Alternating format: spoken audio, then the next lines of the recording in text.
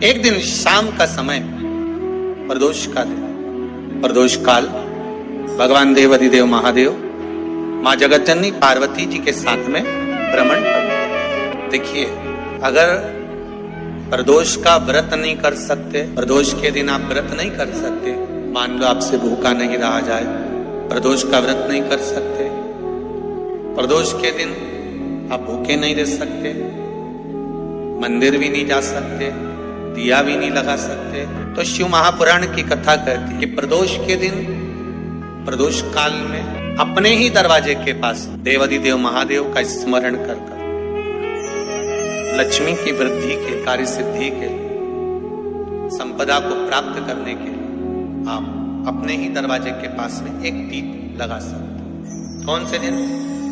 प्रदोष। हम अगर बीमारी के लिए कोई उपाय करें तो कौन सी प्रदोष पर करें, और लक्ष्मी के लिए कोई उपाय करें तो कौन सी प्रदोष पर करें? तो अच्छे से सुन लेना भाइयों। शुक्ल पक्ष में जो प्रदोष पड़ती है वो लक्ष्मी की वृद्धि के लिए होती है। कृष्ण पक्ष में जो प्रदोष पड़ती है वो रोग और बीमारी को मिटाने की होती है। तो जितने उपाय आपको प्रदोष के बताए जाते हैं उस हिसाब से आप करो कि शुक्ल पक्ष की प्रदोष है तो लक्ष्मी का कोई उपाय करना है तो हमें शुक्ल पक्ष की प्रदोष पे करना है। अगर हमें बीमारी से निपटने का कोई इलाज करना है या कोई उपाय करना है तो उसको कृष्ण पक्ष की प्रदोष पर करना है। अब शुक्ल पक्ष की प्रदोष, उसकी प्रदोष का दिन था, बैठा हुआ था। मान लो अगर कहीं आप कोई नौकरी के लिए अप्लाई कर रहे हैं, लॉकडाउन में सर्विस छूट गई, कई लोगों की छूट गई,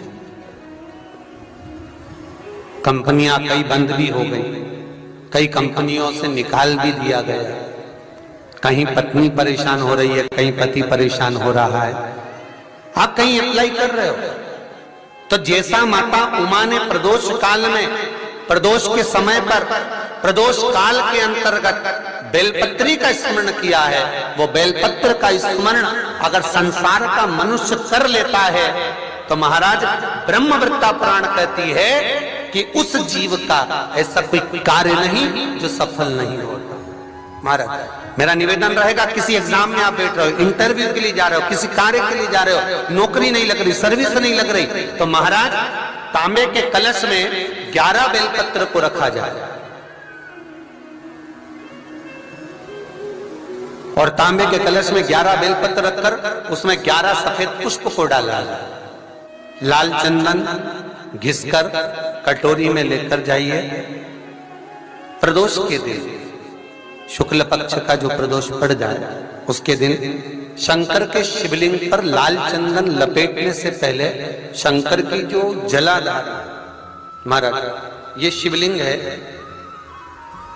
ये शिवलिंग है और ये पूरी गोल और ये चरण, ये जलाधार, ठीक है। आपको पहले भी कहा है शंकर जी की पूरी जलाधारी में शंकर जी का संपूर्ण परिवार है। राइट जो चरण है जहां से पानी नीचे गिरता है वो गणेश जी का स्थान है, लेफ्ट कार्तिकेय जी का स्थान है, बीच में जो एक मोटी सी लाइन है वो अश्वक सुंदरी का स्थान है। जहां पर शिवलिंग रखा हुआ है ये माता जगतजननी जगदम्बा का हस्त कमल है।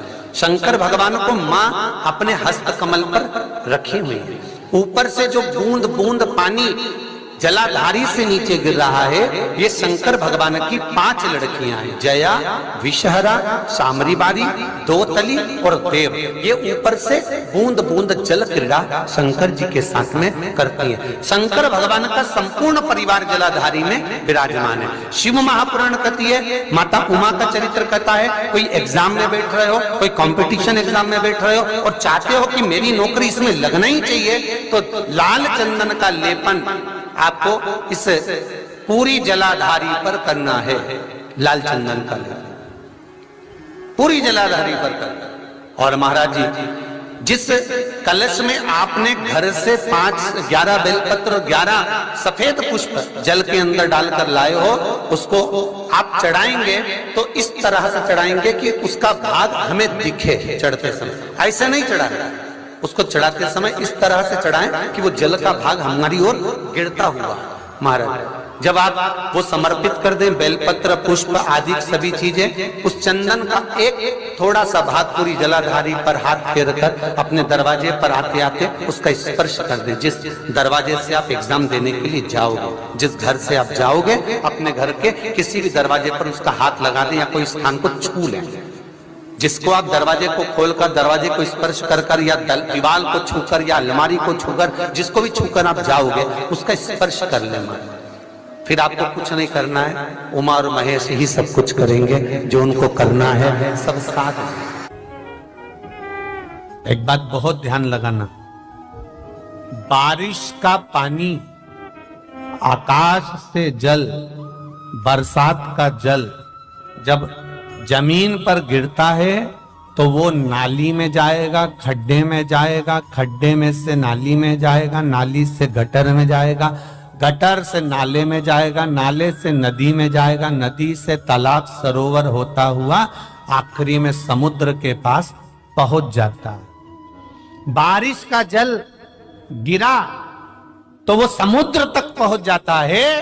आपके नजदीक के मंदिर में जो शिवालय है, उस शिवालय पर अगर एक लोटा जल गिरा तो वो महादेव तक पहुंच जाता है, वो महादेव तक पहुंच जाएगा। आपने जो जल समर्पित करा, आपने जो जल चढ़ाया, आज बसंत पंचमी है,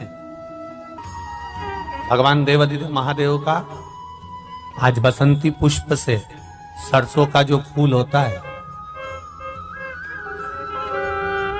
108 सरसों के पुष्प से भगवान शंकर का श्रृंगार किया जाता है या शिव को समर्पित किया जाता है।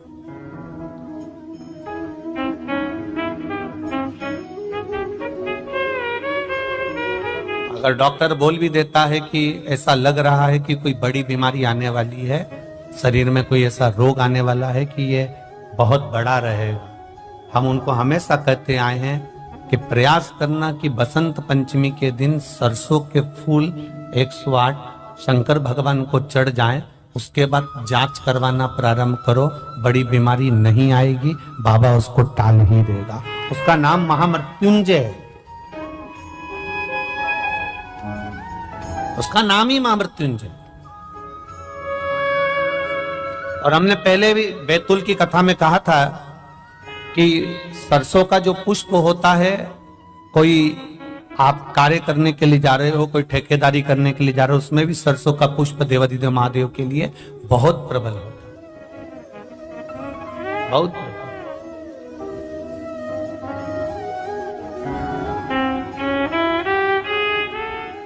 महाराज बेटी को दिया ज्ञान, पर बेटी मानती नहीं, प्रश्न बहुत करती है, बहुत प्रश्न।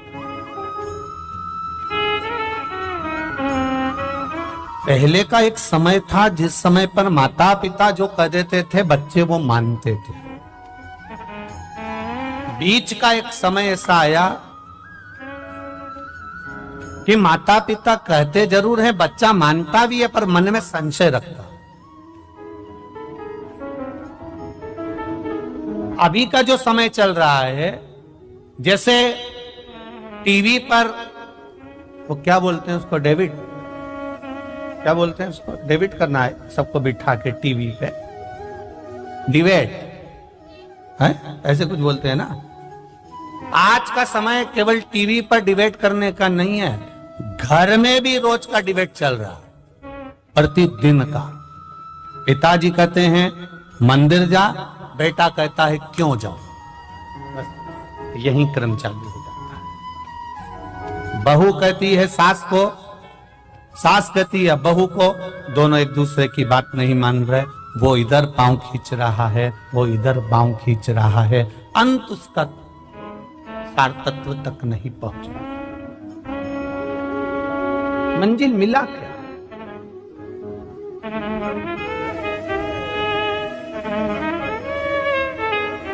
जितने भी चैनल खोलो और उस पर डिबेट होता हुआ दिखे तो आप प्रयास करना कि इसमें कहीं मंजिल मिल जाए तो जरूर बताना। मंजिल नहीं मिलती, किसी लक्ष्य तक नहीं पहुंच पाते, बीच में ही उसको छोड़ना पड़ता और वो संशय में घूमता रहता। आज भी घरों में यही हो रहा है, माता पिता बच्चों से कहें कि तू जल चढ़ाने जा, माता पिता बच्चों से कहें कि तुम प्रणाम करो, माता पिता बच्चों से कहें कि तुम भजन करो, माता पिता बच्चों से कहें कि तुम कीर्तन करो। पर ये व्यासपीठ, ये शिव महापुराण की कथा हमेशा कहते आई है कि कल परसों की कथा में भी कहा था, एक माँ ने अपने बच्चे का हाथ पकड़कर संत से कहा, गुरुजी मेरे बच्चे से कह दो कि ये शक्कर ना खाए, मीठा ना खाए। गुरुजी ने 1 हफ्ते का समय मांगा और 1 हफ्ते बाद गुरुजी ने कहा कि बेटा तुम शक्कर मत खाना। तो माँ को क्रोध आ गया, ये बात तो तुम 1 हफ्ते पहले भी कह सकते थे। तो गुरुजी ने कहा, कह तो सकता था पर उस समय तक मैंने शक्कर छोड़ी नहीं थी, जब तक मैं छोड़ूंगा नहीं तब तक दूसरे से कहूंगा कैसे, इसलिए पहले मैंने छोड़ी है। आप सबसे निवेदन है, अपने बच्चे को ज्ञान देने से पहले स्वयं पहले मंदिर जाना प्रारंभ करो, शिव को जल चढ़ाना प्रारंभ करो, श्री शिवाय नमस्तुभ्यम कहना प्रारंभ करो, एक बेलपत्र बाबा को समर्पित करना प्रारंभ करो। फिर धीरे धीरे बच्चे अपने आप ढलते चले जाएंगे, उनको बोलने की जरूरत नहीं पड़ेगी, स्वयं ढले। देवव्रत